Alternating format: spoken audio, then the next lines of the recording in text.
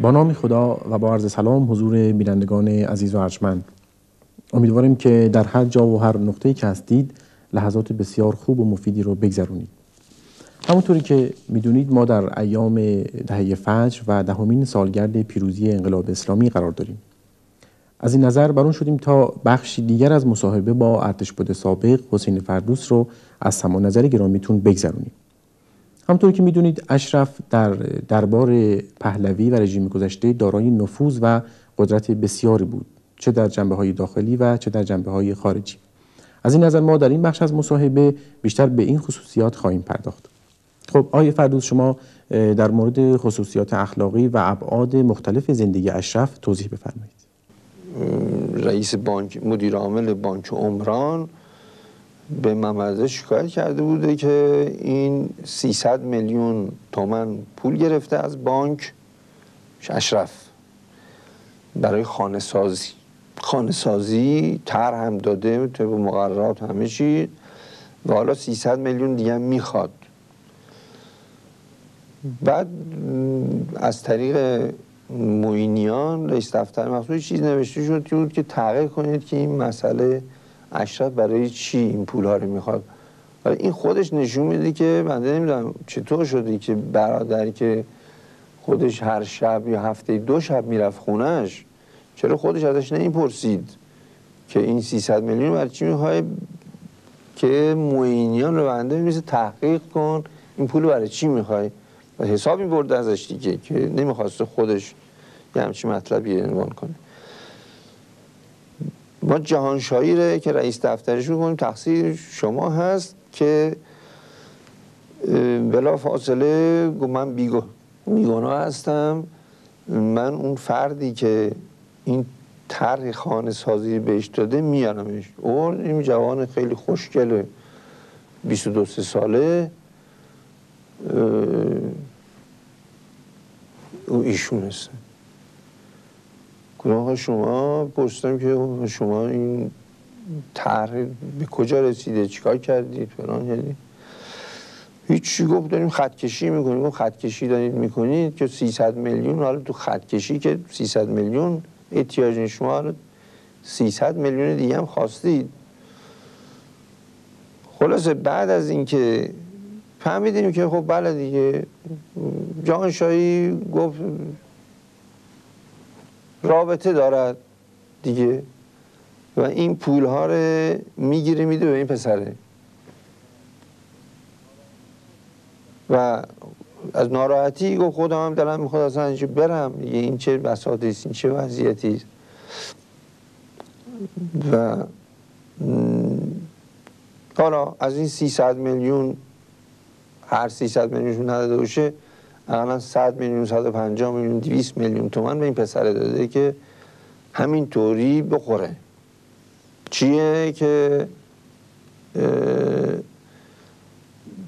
عاشق پسره شده.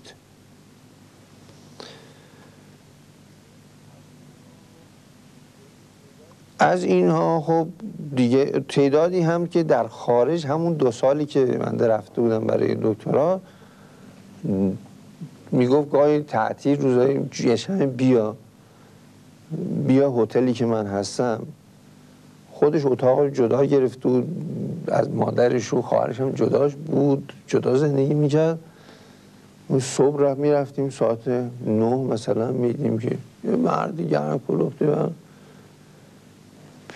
لباس خواب پوشیده اونجا تو اتاق. کیه برای این معرفی میکرد، میگم این سروان آجدان شاه یوگسلاوی بوده است و اون ترور شده، این اومده پناهنده. دوست صمیمی من است و فلان. حالا خودش هم خوابیده. این مثلا تازه حالا بلند شده که مثلا بره دستوراتش بشه. خب همین شب اینجا بوده دیگه. یه دفعه دیگه رفتیم دیدیم یه پسر فرانسوی خیلی خوش تیپ و بلند خوش هیکل و اونجاست. حالا این دوتا رو تونستیم در 2 تا ملاقات 2 تا مرد مختلف در ساعتی که مشخصه ساعت 9 صبح 10 صبح دو تا خوابش با لباس، با پیژاما، با رب دو شام خواب مرده، خودش هم که خوابیده بود، لباس خواب خوابیده بود. خجالتی از این مسائل نداشت، حالا از بنده که هیچ، از سایر نداشت.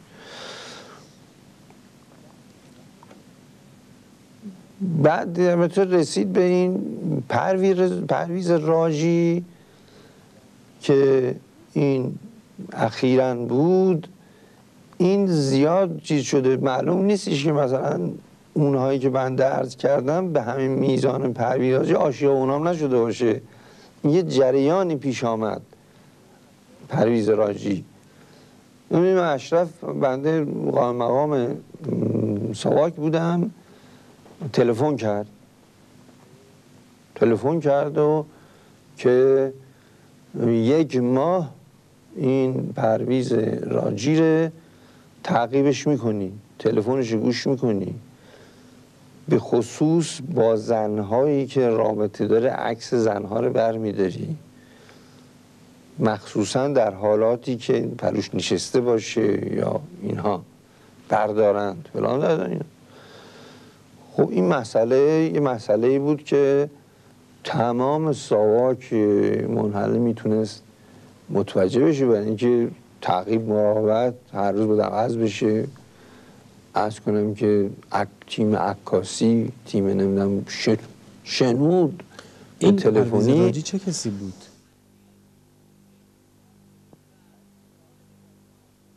پرویز راجی عرض کنم که پسر دکتر راجی بود، سفیر شد، در رئیس دفتر هویدا بود و هویدا خیلی بهش علاقه داشت. حالا این علاقه بنده اطلاعی ندارم بابت چی بوده، بهش خیلی علاقه داشت و بعداً در سن خیلی جوانی، خیلی کم، مثلا شد 32 35 حد اکثر، شد سفیر ایران در انگلستان. تا زمان دولت بختیار هم سر اون کار بود این پرویز راجی. خاطراتی هم توی روزنامه نوشته بود دیگه، اینجا که خاطرات خودش نوشته بود.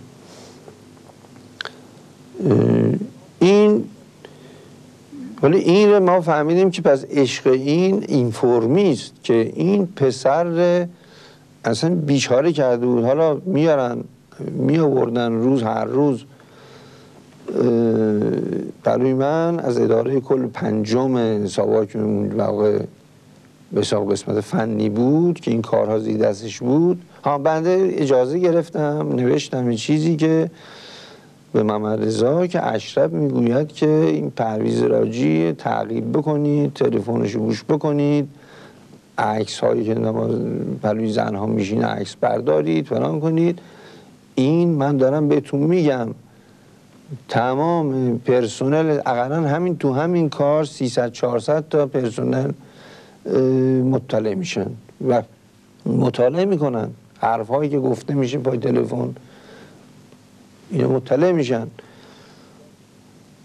این چیکار کنن؟ با تعجب فوق‌العاده و با توضیحات کاملی که داده بودم زیرش نمیشه بود انجام دهید. این انجام دهید یعنی خود او هم اصلا خود محمد رضا اهمیت نمیداده که خواهرش چنین باشه. تمام ساواک سر خب اونا میرن به فامیلشون میگن به دوست و فلان. اینا خیلی اهمیتش که خود اون به این مسئله روابط نامش رو خود محمد رضا اهمیت نمیداده که نه چرا انجام بدید؟ انجام دادیم. خیلی خوب انجام دادیم. می آوردن دفتر، من که نمیستم هشت اینام که روز 200 برگ 300 برگ تایپ شده، عکس ها زمیمه فلان اینها دیگه. عزیزم قربانت بروم، نمیدونم من که حالا اشرف داره میگه پای تلفن. بعدم این سفیر که شد هفته یک بار ایشون حرکت میکردن، میرفتن انگلستان اشرف، صرفاً برای دیدن راجی، صرفاً. و خود راجی هم در خاطراتش نوشته که اشرف آمد، رفت ژان لپن یه جنوب فرانسه یه ویلایی داشت، رفتم گفت بیا دیدنم. این دیدن که ما میدونم چی دیدن چیه، و اون که مثلا نمیدونه جریان ره اون چه خیال میکنه ولی دیدن نه، اینطوری نبود.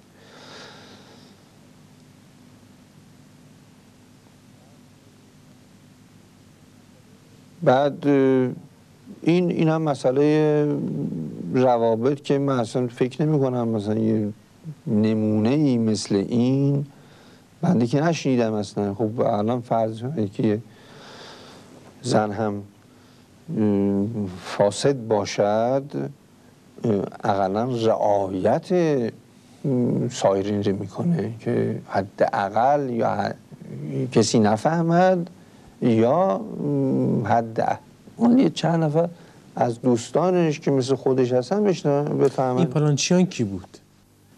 پالانچیان، بله پالانچیان. عرض کنم که این پسر عکسش دیدم آوردن، از همه اینها بالا بود. راجی در مقابل این صفر بود. اما پالانچیان قد رشید و خیلی خوش هیکل و خوش تیپ، یعنی در اون حد اکثری که میشه تصور کرد.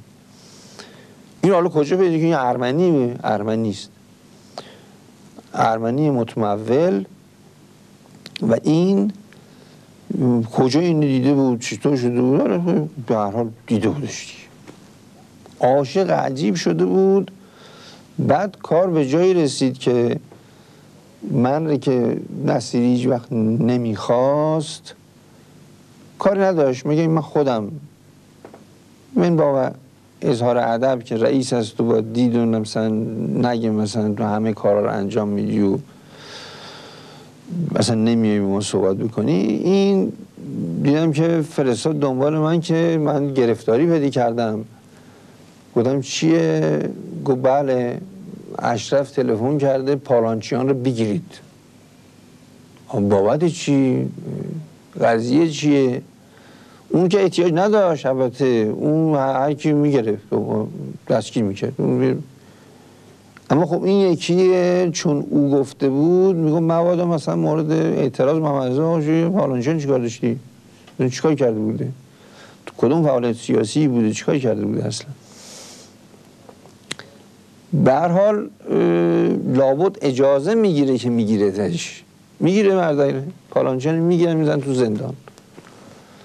حالا چی بوده؟ پالانچیان جواب رد میداده، میامده اشرف در خونهش، در خونه پالانچیان التماس که فقط اجازه بده من 10 دقیقه پلوت بشینم، همین. میگفتن نه به من چی کار دید، منو ول کنید، اصلا چه اذیت هم میکنید.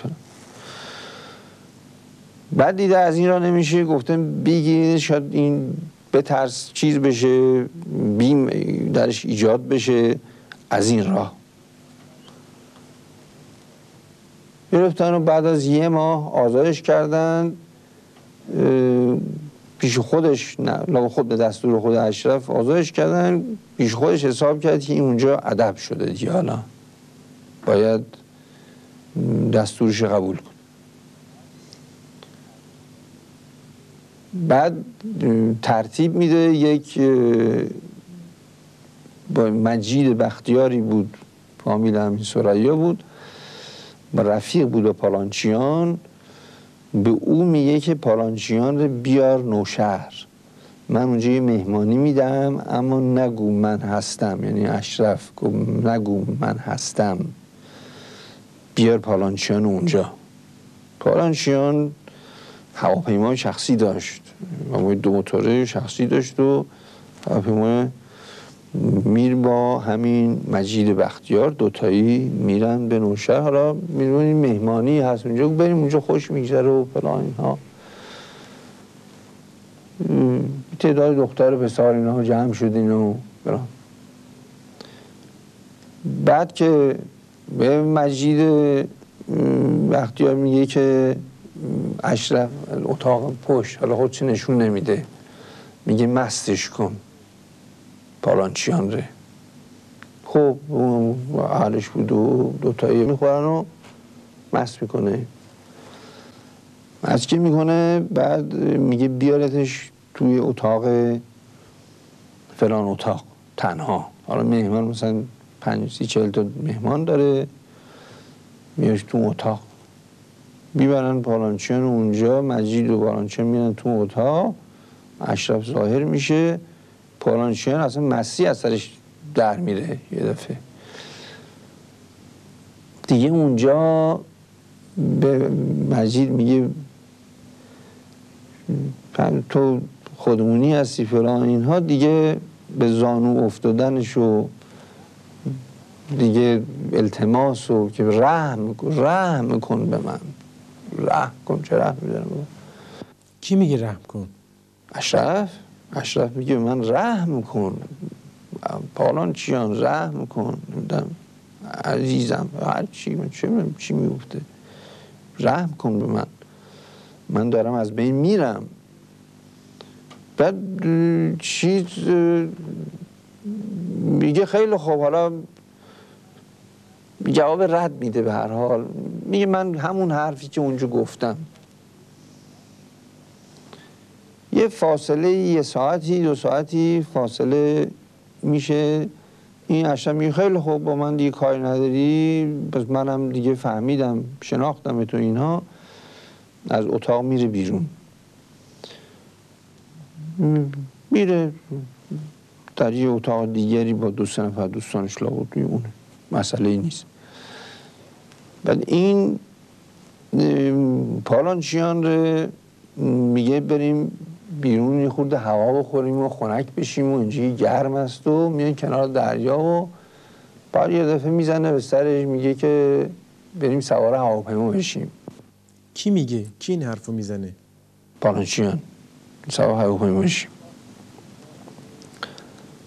تو این فاصله به دستور لابد دیگه، چون تو این جریان بوده، به دستور نصیری مأمورینش دستکاری میکنن هواپیما رو، دستکاری که تردید نشه. اما برای امشب که صبح که میخواد بره تهران بخوره به کوها. بعد این حالا اون شب میره، این بلند میشه میره روی دریا، در اونطوری که تعریف کردند و گفتند و جزئیاتش میگفتن، در 4-5 کیلومتر میره جلو، همونجا سقوط میکنه. هر دوشون فوت میکنن، هم مجید که پل دستش چیزی بوده، مجید بختیار، و هم پالانچیان. اینم خوش و خرم که راحت شونه به دست این. حالا که اینطوری شد، این راجبه دیگه وقتی 10 آیت دیگه 100 هم میاد دیگه، اینا دیگه بس. گر 100 آیت 10 آیت، اینطور نیست های فردوس؟ متشکرم. خب بینندگان ارجمند، در اینجا این بخش از برنامه ما به پایان میرسه. با امید این که مورد نظر گرامیتون واقع شده باشه، به اتفاق همکارانم با شما خداحافظی میکنم. شب بخیر، خدا نگهدار.